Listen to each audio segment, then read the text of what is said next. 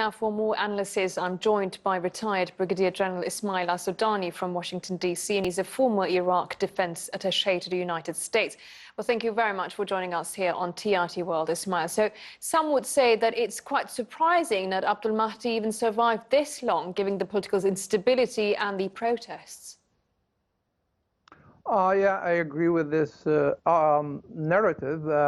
Mr. Abdul Mahdi should have submitted his resignation since the beginning of the protest, and when the government failed to meet the requirements or to meet the demands of the protesters and demonstration.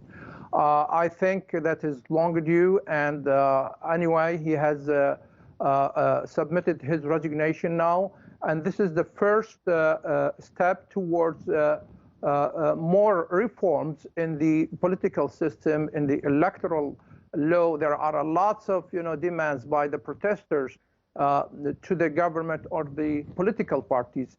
Mr. Abdul Mahdi now is throwing the ball into the political blocks in the parliament to select another prime minister. And this is also another marathon, unfortunately.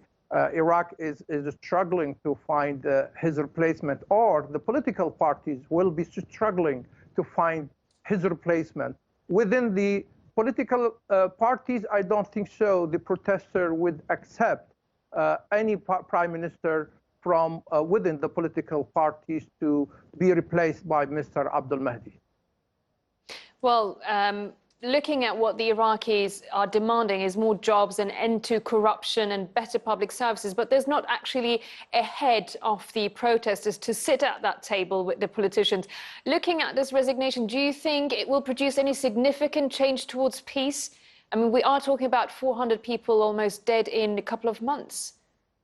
I think this will be quieting the people a little bit, but wouldn't, set off the fire. I don't think so. Therefore, I think, the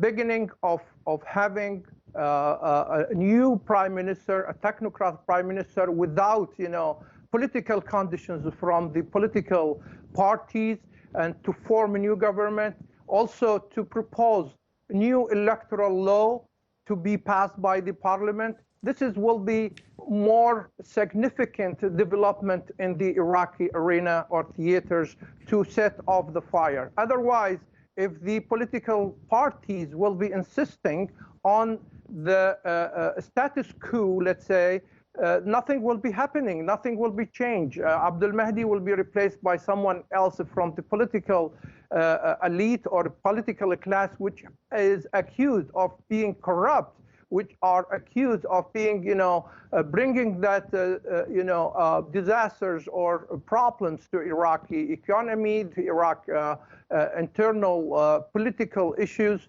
So therefore, I don't think so the protester or demonstrator will be accepting this kind of replacement unless there would be significant reformation in the political process and the electoral law.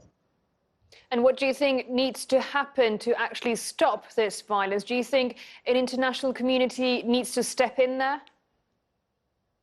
I don't think so. The international community will be having a solution or fundamental solution. It is going to be a very internal and domestic solution.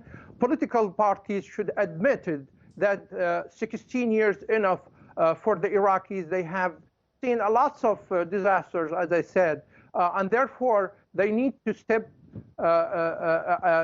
They should, meet the requirements, meet the demands of the protesters, assign or nominate a technocrat person to be prime minister, to select technocrat cabinet, to start the reformation processes in the political process in Iraq. That would be significant progress. Otherwise, I don't think so that the political parties or regional players or international players would do anything significant to set off this fire inside Iraq. We have to wrap it up here, but thank you very much, Ismael Alsodani, for joining us.